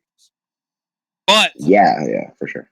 We have a lot of hitting core coming back, which, you know what, that's completely fine with me because some of the very good bats. I mean, there's Swanson, Ozuna. He got recently Alvarez, Acuna, Austin Riley, Freddie Freeman. I don't think he's going to win MVP this season, but like last year. But wouldn't it be something if he did? Yeah, no, really he's got really talented. The only real concern is like last year, our pitching isn't as strong as our hitting, but I can't say the pitching is terrible. I mean, I mean, Fried is definitely the man, but one of the main concerns, bullpen, like last season, because there are a lot of games blown. Yeah, definitely. I think one of my things is, I'm kind of high on Soroka, and I feel like if he's at likewise, yeah. If he's back at 100%, he will reinstate himself as that guy, I'd say. Yeah, I do think he's. I don't think he's one of the pitchers affected kind of by this new seam shifted wake movement, where you're kind of like I think he's got that kind of fastball sinker combo, but his sinker movement deviates significantly from his fastball, and in that sense, I think his ERA, which we've heard a lot of. I don't know if you guys have. I certainly heard a lot of concerns about him regressing or not being the leader of that rotation, but I think he's got the chops to do so. I think honestly, if anything, his skill set's matching where the baseball's heading. Obviously, the bread and butter of that team is their hitting. I'm not going to deny that. They got good pitching. They've definitely got good pitching. They add Morton this offseason, who was coming off a regressing but still adequate season with the Rays. And I think they got Smiley as well, who had a crazy K percentage last year, struck out a lot of guys. But the bread and butter of that team is always going to be the hitting. Acuna, Freeman, Albies, if Riley progresses. Ozuna, Darno hit the ball hard last year. They got a lot of great guys there who are going to be able to just smack the ball. And I think that's going to be their main advantage over the Mets, is that the Mets' hitting is still, they still have some question marks. I don't know, Dom Smith being able to repeat his 2020, Brandon Nimmo, like what version of Brandon Nimmo we're going to get? Is he going to be the same 140 WRC plus guy? Pete Alonso is a little bit of a question mark. I think that Lindor's power is still a little bit in question, and McCann's breakout still a little bit in question. But the Braves, they don't have that as much. Yeah. Yes, what I think the Mets I think the Mets have a higher ceiling as a team, but the Braves floor is much higher. Yeah. Yes. Yeah. That's a good way to put it. I would say. Now, granted, they both do have World Series winning potential, like no doubt about it. But in terms of how they put it together over the 162 games, I see them both as like solid 90+ win teams. Really, I think they'll be pretty close to each other no matter what. The trade deadline's going to be interesting to see how they kind of shape up the depth. And they do got some, the Braves have got some young guys coming in. The Mets not so much, but the Mets have got a lot of new guys coming in, so they're going with a new core. And then obviously some other NL East teams. I don't think there's really going to be one competing for the Mets or with the Mets or the Braves. But the Nationals are they got better this offseason. I would say the Phillies, they kept their guys.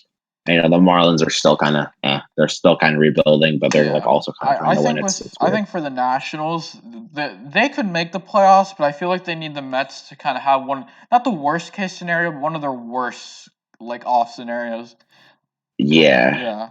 I would say that's agree. They're definitely going to be. I say they will be in the wild card race for sure. I could see that as well. Obviously, they're going to have to catch up with the Braves and the Mets, but I suppose we could. I think we should probably talk about the elephant in the room here if we're talking about division matchups. The NL Central, which close to me. I'm a Cubs fan. It is going to be a competitively mediocre division. There are not a lot of teams there who are really in heavy competition for 95 wins or anything. Obviously, the Cubs this offseason traded Yu Darvish to the Padres for Zach Davies and 4 prospects. But they were active. They got Jake Arrieta back, who's looking really good in spring training. Zach Davies has also been looking good. He was really good with the Padres last season. They signed Trevor Williams, who's looking good in spring training. They signed Jock Peterson, also looking really good in spring training. They just announced Jeff Passan that Nico Horner is going to start the season in the minors for service time obligations because the Cubs are apparently they have a lot of faith in his spring training breakout. So they'll probably start the season with Eric Sogard and David Bodie at second base. But I'm digressing a little bit. I think the NL Central it's probably the Cards' division to lose, truthfully, after getting Nolan Arenado for Austin Gomber. I don't think they have a ton of weaknesses. I really like their bullpen more than a lot of people. And I think their rotation is a little bit underrated. I don't think it's that good. I don't think it's better than the Brewers or the Cubs, but I definitely think it's their division to lose. I would say they have the best ace, though, for sure. Yes, I would agree with that. Like, I love Woodruff, don't get me wrong. I think he's underrated by the general baseball community, but I think baseball Twitter is starting to get a little too high on him. The Brewers. Honestly, the Brewers have a really interesting staff because they have so many guys who are really kind of like in tune with how pitching has been directed in baseball in the modern era. Or you gonna say so? I was gonna say, like Woodruff, borderline top 10 pitcher. Corbin Burns, one of the most underrated in the league. I would say with Burns, Adrian Hauser is a guy that could have some upside. He's coming off a poor year, but he could bounce back possibly. That's an interesting rotation. Their hitting is also like they have a very boomer bust hitting. I mean, Yelich I feel is a very safe bounce back. Yes, for sure. I'm probably butchering his name. Definitely, Hira, definitely not as certain, but I think he will have a good year though. Yes. Definitely, I think their hitting will be good. But the Brewers, they have some question marks that they have a nasty punch at their bullpen with Williams and Hader. I think I'm like really weird. Part of me thinks that the Brewers could threaten for the division, but I just feel like they're going to underachieve. They'll have some really good individual standout seasons, but I feel like as a team they're not going to put it all together to beat out the Cardinals or Cubs in the standings. I think really the bread and butter of both the Brewers and the Cubs is going to be their pitching this season. I think they both have some good upside on the offense. Obviously, the Cubs replaced Peterson with Schwarber, or replaced Schwarber with Peterson. Yeah, I think Um, this might be a and hot take. I think this might actually be an upgrade yes, for them.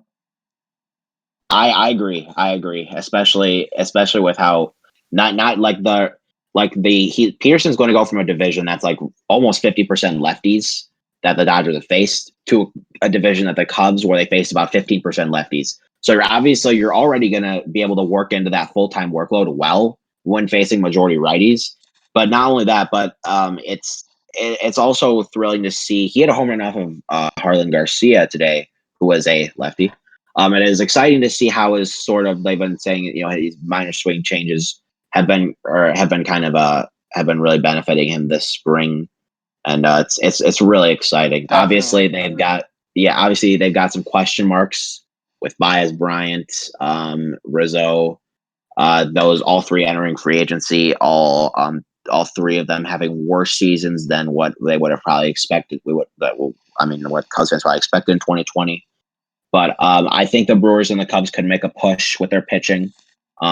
We'll see with the hitting, but I really think it's more competitive than people are saying. I think the Cardinals definitely are ahead right now, but I really like what they're all doing with the resources they have. They're not going to be the Padres. They're not going to be the Dodgers. Hell, I wouldn't even say they're the Mets or the Braves. But for what the division is, it's gonna be interesting to watch, To be especially as we fair go to the into the offseason. Cardinal, to be fair to the Cardinals, the Braves are one of the teams that really get screwed by their devil magic. So, to be, Yeah, for sure. um, Uh, what was but that link? yeah, I Link. was just reacting to what Saul said. Oh, okay, yeah. To be fair, as a Dodgers fan, the Cardinals Devils magic is what created the stupid narrative of playoff Kershaw. So it hurts me too. It does, yes. I get. I've been defending that for about a year and a half now, and it's been fun. But Yeah, yes, it is also gets a bit infuriating when people are dissing what Kershaw is doing in the playoffs, yeah, which he's definitely. getting really unlucky. Yeah, Yeah, I don't want to go too off topic here. I kind of want to move on to the AL Central. Eloy Menez is out with a torn pectoral muscle for 5 to 6 months. So the White Sox had a very good offseason. They have a really good young core going into the season, and they merged as the division favorites quite quickly. But with Eloy gone, that's like about 3-4 wins off your roster, in my opinion, at least in like in WAR standards. Eloy's he's not a good fielder in the slightest, obviously, but he's like a 140 WRC plus hitter. I can say in confidence, and yeah. that is going to be a huge loss when you're replacing that with Larry Garcia and Adam Engel for the time being. And I suppose it could be Zach Collins as well because Andrew Vaughn's probably going to be getting some time there. But do you guys think that the Twins will make a push for the division now that the White Sox are kind of they're kind of trying to stabilize the Eloy injury? How do you think that's going to work out? So first of all, I'm gonna say this: what the fuck is Tony La Russa thinking putting Eloy out in the field as we're getting close to fucking? 100%, Uh, 100% come agree. on, like I'm sorry, Yeah. you gotta DH him in these moments, and I could get into for some reason I was thinking universal DH. You can get that sometime later, but with Eloy, Hmm. it's like, come on, you gotta use it for him. Definitely. I mean, I understand why he doesn't fit into the DH. Why, but that's more for the regular season. In the regular Yeah. season, they're definitely, they're gonna DH Andrew Vaughn. They'll probably keep Abreu at first. Hmm. Even though Abreu isn't really that as a fielder, but you know, that's probably how they would handle it. I would say, I think they're still favorites. I mean, I may be a little biased here. I mean, my dad's a White Sox fan, so I do have a soft spot for him. But Yeah. I think their pitching is still good enough. Yeah, the outfield's gonna hurt, but I think Hmm. Luis Robert is gonna take a step up as a hitter, and that's going to help Yes. soften the blow. I think another thing that will soften the blow, Moncada is gonna bounce back, so I think that will also really soften the blow. Having Vaughn there is gonna soften the blow. Nothing will replace obviously what Eloy brought, but I definitely Hmm. think that they'll have some quality. Is Michael Kopech up? I'm actually curious. I think he's going to start the season in the bullpen. Is what they said. Okay, so they're gonna Kopech. I think Crochet is gonna start out. I don't know if he'll start in the Yeah, bullpen yes. rotation. Their pitching could get a lot better. I'm telling you, if Kopech, if he's looking like himself and he pitches as well and he becomes the promised prince from all those years ago, Crochet plays Hmm. really well and he's making a really fast transition to baseball at such a young age. Which it's Yeah. not like super wonder kid like Juan Soto was back in the day, but like he's still like a year after his draft, which is a benefit of saying benefit because this situation of the world's in is it's to no one's benefit, but Crochet, the fact that it's kind of just emerged like weird camp, it's fast tracked his progression to the major leagues, and it's gonna be really interesting seeing him, and with Giolito and that whole rotation, it's gonna be nasty. And with the Twins, their hitting is due for a lot of Hmm. bounce backs. Kepler will be better. I think Garver will be better. Cruz is gonna be back. Yeah. He'll still be firing off. Um, Arias, I don't know how he'll do. He'll still be a high contact generator though. Definitely, they'll have Donaldson back. With the Twins, Miguel Sano, the Twins, I just think their pitching is going to keep them behind the White Sox. Yeah, I totally Yeah. agree. I could go on for raves about how I love the White Sox's bullpen and I love their rotation. I think what Rick Hahn's done with this team, and I was criticizing a little bit before, like before the last 2 years. I thought he was a little bit subadequate, but I think what he's done in the last 2 years has been nothing short of impeccable. I've just been he's just always just been surprising me with how deft he is in acquiring players. That some people might deem are a little poor. I came around the Keuchel signing. I was a big fan of the Lynn trade from day one. I still think this is the White Sox's division to lose. As you said, Salt, the Twins, they have a lot of guys who can surprise. They have a lot of guys who can come back. But again, the pitching is, J Happ and Michael Pineda and Barrios. And I'm definitely forgetting more guys. I know the rotation is, Maeda. yeah, Maeda. How can I forget about Maeda? Their rotation is quite adequate to good. Maeda is really going to help out there, but is it going to be as good as the White Sox? I don't have the confidence to say yes, and I just think in general, I'm more confident picking the White Sox over them. Link, you got any thoughts? No, I do not. Yeah, and I All definitely right, think whoever loses out on the Central will get that wild card spot for sure. 100%, 100%. Maybe the first one. We'll see. This is a good segue to AL West because the AL West is a little competitive between. It looks like going to be the Angels and the Astros. The A's possibly as well. Yeah, A's possibly as well. They got some teams there that could be interesting. We were, if we're going to discuss sleepers, obviously the Mariners could be decent this year. They don't have a lot of great pieces, but they have some guys in the rotation that I just absolutely adore, and I think they're going to make that kind of push towards, okay, this is where we're at. We're going to supplement this with one of the best farms in baseball, and we're going to be real damn good in 2022 or 2023. I agree. I really like, yeah. I think 2022, assuming J Rod will be up by then. Yes. Kellenic for sure. It's just a matter of how much they're going to manipulate his team control this year. 2022 will most likely, depending on that and what happens kind of around, I think the A's will kind of fall. The Astros might. The Angels, we'll see. 2022 may be the Mariners' year to go to the playoffs. And, I feel like with the Mariners rebuild, it's kind of like the White Sox where you can identify like a clear schedule. Right? Yeah. Yeah, no, Because like with the White Sox, sorry to interrupt. The White Sox, the White Sox. The moment the Chris Sale trade went down, I kind of thought in my head, they're planning for 2020. That's what I was always thinking, and that came to be. yes.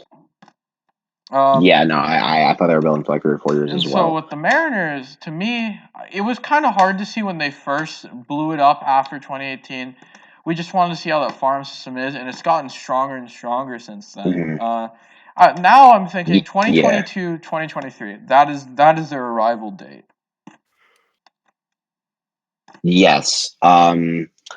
Yeah, for sure. I think even on their current roster too. Obviously, you got to mention Kellenic, J. Rod, Gilbert, Kirby, Hancock. But even on their current roster, Kikuchi, I really like. I think he found. I'm not exactly sure he found that cutter fastball separation, but his fastball is getting a lot more vertical movement. His cutters are really good whiff pitch. I don't think his 5 ERA is going to be nearly what it is next year. I think if anything, it'll be closer to an all-star range than that. But yeah, the Ide and Gonzalez also kind of what they were looking for from Tyler O'Neill.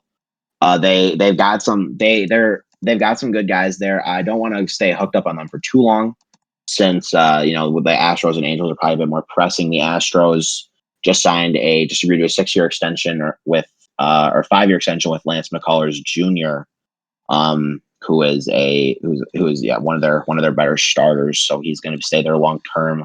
But they've got some great pieces as well. Yuli Gurriel, I think, is a decent bounce back candidate. I love Yordan Alvarez. I think he is going to cement himself as possibly an MVP candidate this year.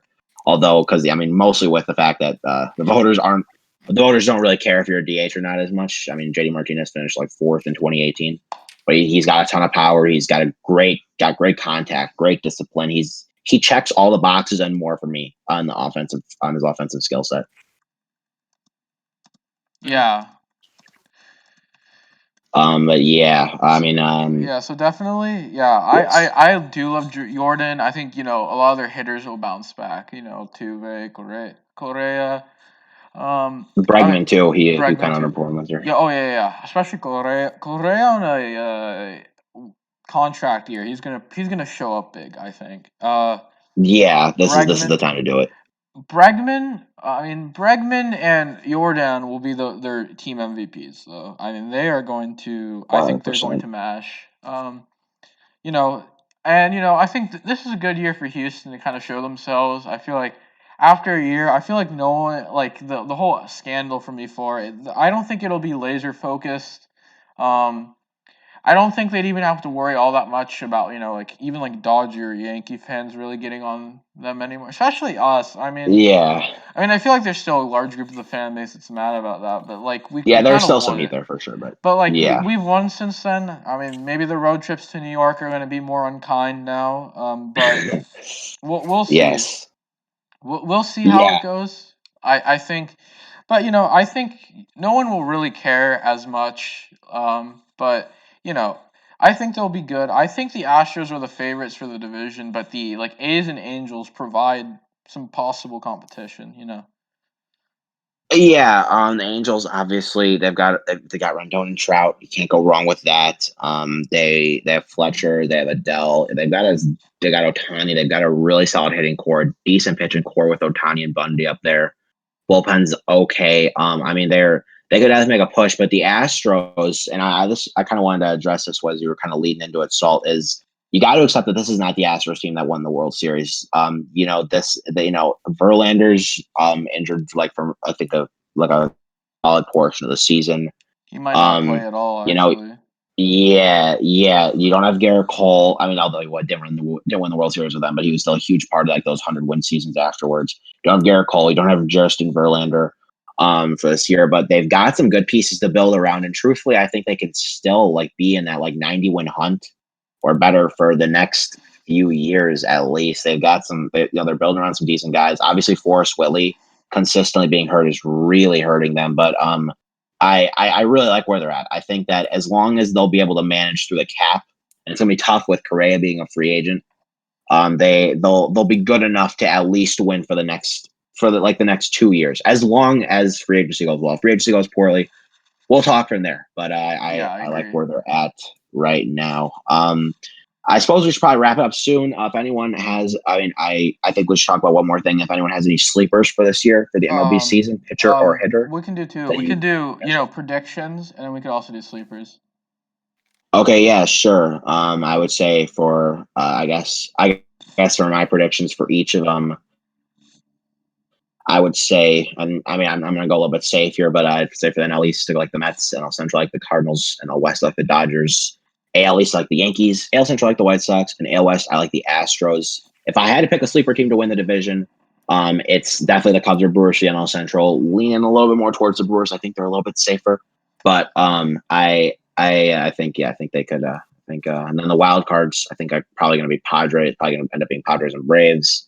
In the NL and the AL, it'll probably end up being the I believe, or just being safe, I would say it's probably going to be the. Actually, no, I'm not. I'm still not extremely confident in the Angels making a super big playoff push. So I could see it being like the Twins and the Rays, or like the Twins and the Blue Jays. But yeah, anyone disagree? Anyone have any different picks? Link, I'd like to hear yours. I do Yes. I do think in the NL it's going to be very close between the Mets and Braves. Yeah. I do see a perspective on why you think the way you do, but Mhm. I think the Braves are going to. It'll be close. I think it'll probably be a 6. It's it'll just the be- pitching. Yeah, that I Yeah. do think it's going to be close. Don't get me wrong. It's probably going to be decided by, but there'll probably be 9 games. Like there'll be It 9 could be, games yeah. back. It could be the trade deadline too. How they supplemented there. I mean, trade deadline's obviously huge for any race, but Yeah. That is true. we'll getting to see where the weaknesses go. Yeah. But in terms of about every other prediction, yeah, I do agree with you there. I mean, all you have to do is swap out in terms of your wild card the Braves with the Mets. You know what? I'll agree with it. So Yeah. for me, So yeah. I agree with your division picks, Dodgers, Cardinals. However, I'm gonna go with Link here. I think that I don't know what it is. I think that the Mets do have a lot of question marks, so I think the Braves will also win the division because I feel like the Braves are also kind of built better for that regular season. I just Yeah. and the Mets, they are going to get better as some players come off injuries, and I think that will help win the division race with Syndergaard coming back. So I think the Mets, to me, like I said, I think they can be more dangerous in October. Granted, both have World Series winning upside, but I think because they're coming off these injuries, the Braves will. I think they'll have a faster start, and the Mets will be able to maybe catch them at some point. So I think in the end it will push to the Braves side there.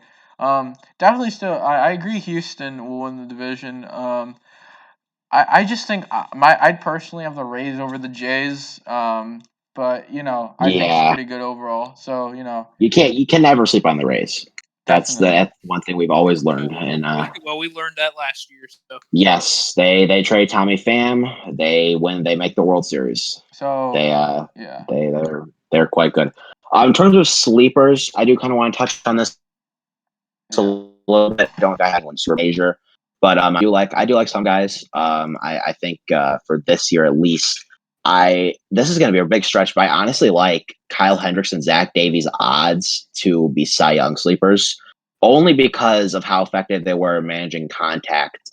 Zach Davies, obviously with the Padres, had a 2.73 ERA last year, I believe, with an increased strikeout rate, very effective changeup. Hendricks has a little more experience. I think he's a little bit more well liked amongst the Cy Young voters. But I mean, if like with Keuchel, who I think finished like around the top 5 last year, if you can get like that same range if you can get like kind of that same level with Hendricks, at least in the top 10, I won't expect him to finish top 3. But I think top 10 is certainly a possibility that I think both of them could strive for this year. Yeah, I agree. I did my sleepers. I replied to your original tweet. You picked Jordan, McKenzie, Crawshed, Gurriel, McNeil, Hendricks, Aloze, Bell, being MVP, Cy Young, Rookie of the Year, and Comeback Player of the Year sleepers. My Yes. picks. In the American League, I had Yohan Moncada as my MVP sleeper. Now I feel like people do recognize that that's a possibility, but I think he's not discussed enough, kind of as a sleeper in a way. Yeah, no, for sure. Especially after like this monstrous power breakout in 2019. Zach Greinke is my sleeper for Cy Young. Like I know that It's a good in one. terms of ERA, it was kind of down. I think that's a little unfair. Those results to him. I think he's gonna have a great year. Like Yeah, I'd also chalk up the sample Greinke's size. a pitcher that can go for a while. He seems like a guy that can go to like 41, 42. as long as he stays healthy. Absolutely. My rookie of the year sleeper, I picked Bobby Delbeck. I really like what Boston is doing with their farm, considering how awful it was a year ago. So I think Delbeck. I Yeah, really like him. Comeback player of the year. Now he's got a lot of pop. I'm not doing the NFL type where it's a player that kind of overcame a massive injury. Max Kepler's coming Hmm. off a pretty bad year. There's a lot of guys on the Twins that you could pick for this award for the AL, and so Yes, for sure. I mean, Garver's coming off a worse year than Kepler is, but I'm going to pick Kepler as my guy. I feel a little safer. MVP. Now, the award voters don't tend to give it to a guy whose team doesn't make the playoffs, and I don't think his team's making the playoffs. They're going to be a pretty mediocre one. Ketel Marte. I mean, he definitely has that MVP upside. I think Definitely, he's in a kind of a similar boat to Baez. yeah, I agree. Yeah, Less Baez was different play another. styles, but just a lot of inconsistent. They have a lot of pop. They have a lot of flair. They just kind of need to put it together. It was just a lot of inconsistency last year. Yeah, I agree. Like Um, Baez was someone else I was thinking of putting in as a sleeper. Cy Young. I went bold here. I went Marcus Stroman. I think he's pretty good. that I do like that pick. I do like that pick. I think Stroman's 2019 is replicable, Rookie and of the if year. it is, he's going to get a bag this offseason. Rookie of the year. I went with Nick Lodolo. Reds. Yeah, Uh, Red's the left-handed pitcher, I think. yeah, the NL doesn't have, I would say, as good as a rookie of the year race as the AL, which is like no offense to Yeah, Lodolo or any of the rookies. They're still going to be really good players. yeah, I Um, totally agree. But Lodolo, he's ready, and I think he can be good. And then for comeback player of the year, once again I went with like a player who's coming off a down year. I'm gonna go with Max Muncy. I just don't see a reason why he won't have like a very good season again. Where and last year was a down year. He kind of took himself out of the best first baseman in the league conversation. Granted, Freeman having an MVP year didn't help that, but I think he'll put himself back in like those top three combos. Yeah. Yeah. No. I totally agree. Yeah. Across the board, I agree with you. I agree with you when you tweeted it too. Yeah. At me, but yeah, Linky, you got any sleepers that you want to I don't mention? have sleepers for this year. Okay. I mean, other than that, I think we're all good, guys. It's been a lot of fun. First time we went a little bit long. We were kind of hoping for 90 minutes. We went about 2 hours. Yeah, But yeah, I we mean, had a lot to it's all do. good fun. We had a Yeah, it's lot to all good say. fun. Yeah, I agree. Yeah, And absolutely. this was A a lot fun has happened experience. for Definitely, this sure. is great.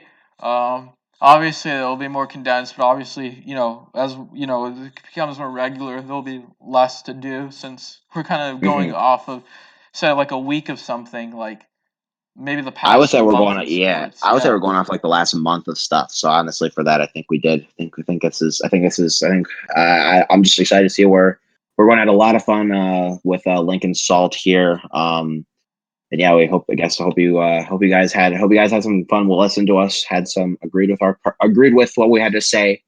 Yeah. But yeah, we hope. I at least hope we can do this again soon. I think this is going to be Oh, a there's lot of fun. definitely a lot of potential here. I agree. All right. Yes, So, anyways, this is Absolutely. Salt. That's Stephen Link, and Steven? I will be